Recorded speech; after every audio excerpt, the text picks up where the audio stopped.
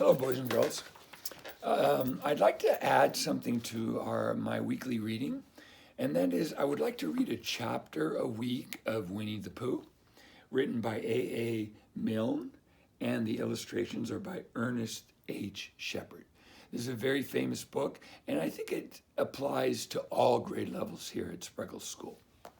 So I'm going to start with chapter 1, in which we are introduced to Winnie the Pooh and some bees, and the stories begin.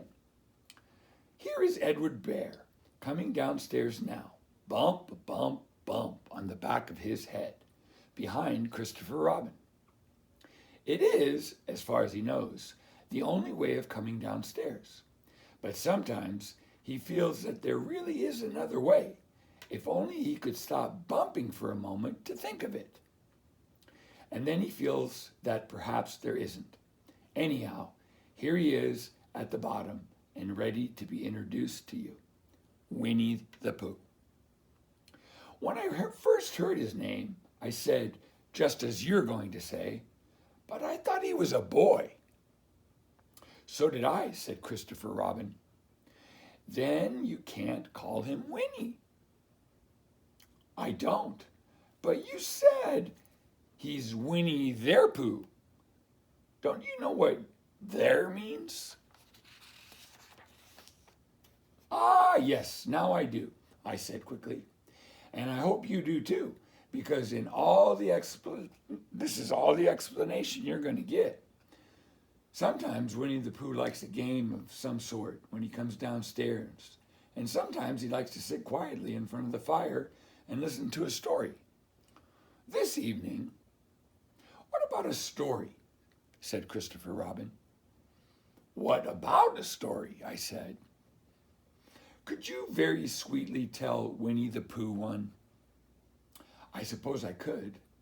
I said, what sort of stories does he like? About himself, because he's that sort of bear. Oh, I see. So could you very sweetly? I'll try, I said. So I tried. Once upon a time, a very long time ago, about last Friday, Winnie the Pooh lived in a forest all by himself under the name of Sanders. What does under the name mean? Asked Christopher Robin. It means he had the name over the door in gold letters and lived under it. Winnie the Pooh wasn't quite sure, said Christopher Robin. Now I am, said a growly voice. Then I will go on, said I. One day when he was out walking, he came to an open place in the middle of the forest. And in the middle of this place was a large oak tree. And from the top of the tree there came a loud buzzing noise. Winnie the Pooh sat down at the foot of the tree, put his head between his paws, and began to think. First of all, he said to himself, that buzzing noise means something. You don't get a buzzing noise like that just buzzing and buzzing, without it meaning something. If there's a buzzing noise, somebody's making a buzzing noise, and the only reason for making a buzzing noise that I know of is because you're a bee.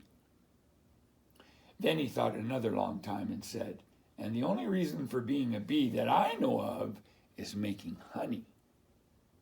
And then he got up and said, and the only reason for making honey is so as I can eat it. So he began to climb the tree.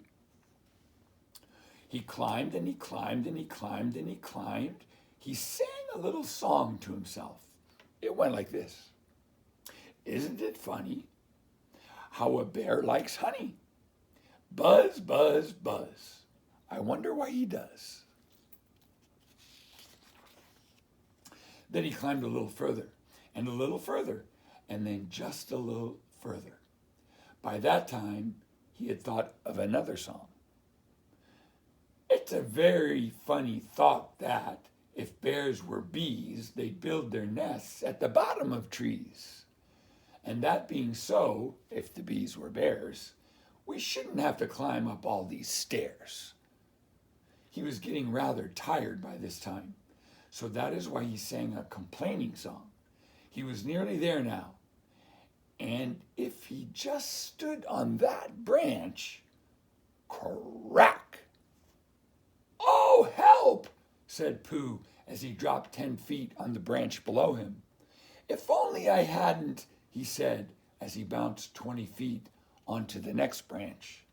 "You see, what I meant to do," he explained as he turned head over heels and crashed onto another branch 30 feet below. "What I meant to do, of course it was rather," he admitted as he slithered very quickly through the next 6 branches.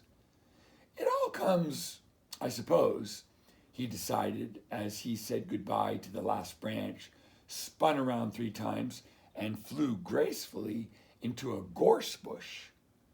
"It all comes of liking honey so much. Oh, help!" He crawled out of the gorse bush, brushed the prickles from his nose, and began to think. And the first person he thought of was Christopher Robin. "Was that me?" said Christopher Robin in an awed voice, barely daring to believe it. "That was you." Christopher Robin said nothing, but his eyes got larger and larger, and his face got pinker and pinker. So Winnie the Pooh went round to his friend Christopher Robin, who lived behind a green door in another part of the forest. "Good morning, Christopher Robin," he said. "Good morning, Winnie the Pooh," said you. Now, I'm going to stop on this page here because the chapter is a little bit longer than I thought it would be. And recording these stories and transferring them so that you're able to see them requires a lot of downloading and exchanging of video links. So we'll continue with where we left off next week, and I'll refresh you so that you remember where we were at. Thank you very much for listening. Have a good one. Bye.